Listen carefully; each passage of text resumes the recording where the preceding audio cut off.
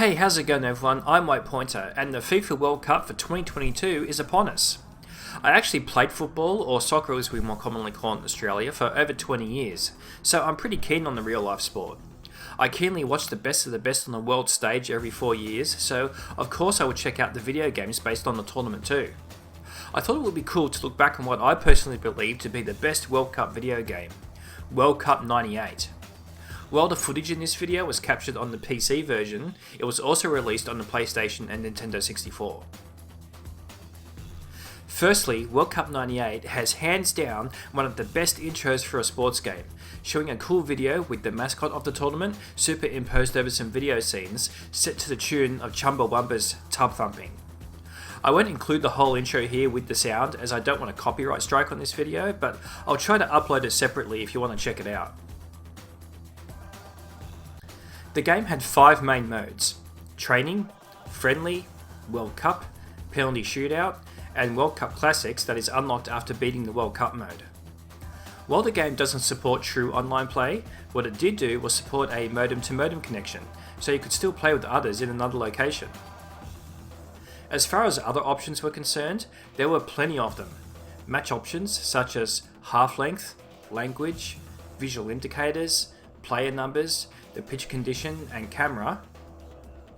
Gameplay options such as difficulty level, offside and injury toggles, referee strictness, substitutions, player fatigue and handicap option. Controller options including preset button layouts and other functions.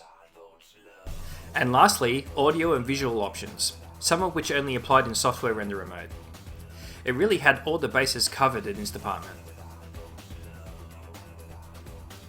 Onto the game itself, and it may not look like much now, but back in the late 90s, this was pretty groundbreaking. This was back when EA was actually still good, and it showed in the quality of this, and it's clear the development team had a lot of passion for it. It's basically an enhanced version of the already fantastic FIFA 98 Road to World Cup. It's easy to forget that this was actually the first World Cup game to be in 3D, providing a software renderer that looked really good by itself, but also supporting 3D accelerator cards that were becoming available at the time. With the 3D acceleration, the game ran smoother and more detail could be seen, such as pitch deterioration. The players all look good and are animated really nicely, and while the players don't have accurate faces, the devs at least tried to get them reasonably close as the technology would allow, including their hair. The pitch can have a variety of different conditions too, such as dry, wet, slippery, and even icy. And what's also a pretty neat attention to detail, the player's shadows change depending on if it's day or night. There's also a lot of different camera angles to choose from too. Telly is the default angle, but you could play with any of the others if you wanted to.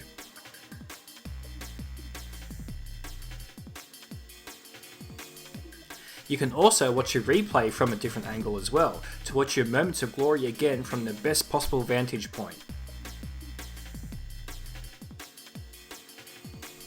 The 98 World Cup was played in France, so all 10 stadiums that were used in the tournament are all faithfully recreated here, and before a match the game plays a short video showcasing the stadium and the specific city it's located in, which is a pretty nice touch. All 32 teams that qualified for the World Cup in 98 are featured here of course, but the devs also included a further 8 teams that they say in the manual they wish had qualified.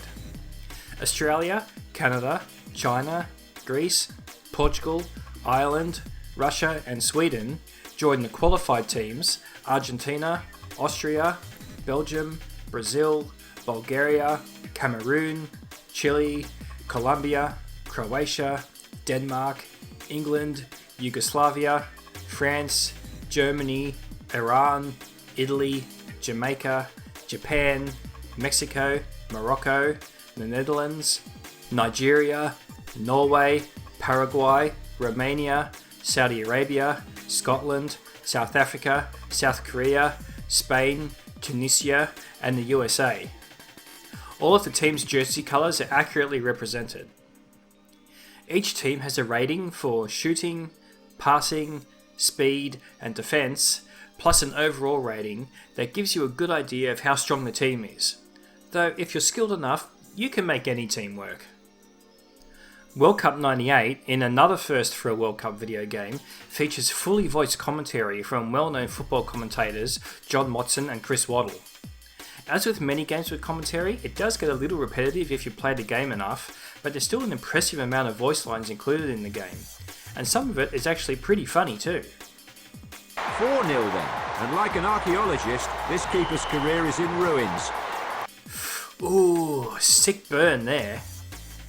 There's also realistic crowd noises, who can be heard authentically chanting their team's name, singing, cheering and booing at appropriate moments during the match, adding to the immersion. None of that would really matter if the gameplay wasn't any good though, but thankfully the game delivers on this front and passes with flying colours. The controls are responsive and the players pretty much always do what you tell them to do. The game is perfectly playable with just the standard controls, but it really comes into its own once you start learning how to use the skill modes, which require you to hold down a button and then press another button in all direction.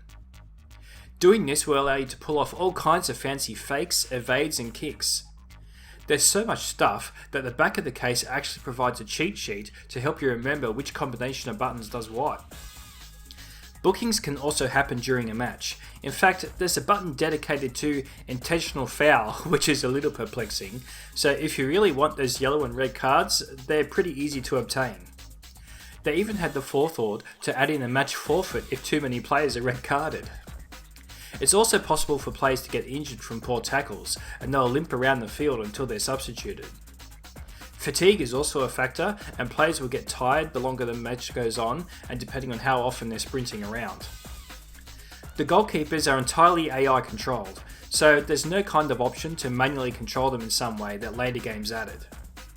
For the most part, they do a good job in blocking shots, knocking away crosses, and even sprinting forward to stop an advance before it gets too close. However, if there is one kind of bad thing to say about this game, it's that the keeper AI can be exploited, and once you learn how to do that, you can rack up some pretty ridiculous scorelines.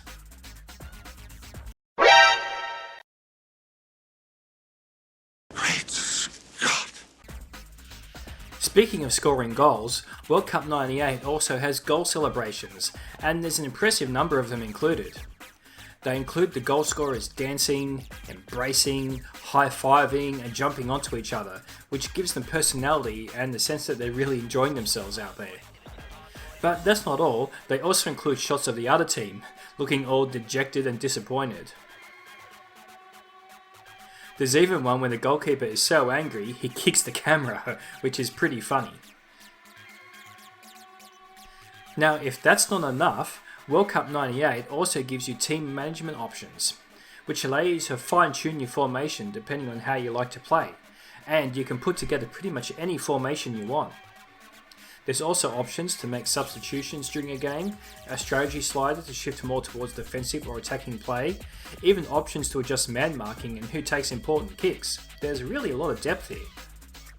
And on the subject of important kicks, of course there's a penalty shootout mode, which can be played on its own, but will also be played if the scores are level at the end of extra time. You control the goalkeeper or the kick taker, and these are just as stressful as the real thing. As you can tell, this game was pretty amazing for its time, and even now in 2022, it's still very playable and a lot of fun. My brothers and I played this game to death when it was new, and when I went back to it to make this video, it was like returning to a favourite restaurant that I hadn't been to in years.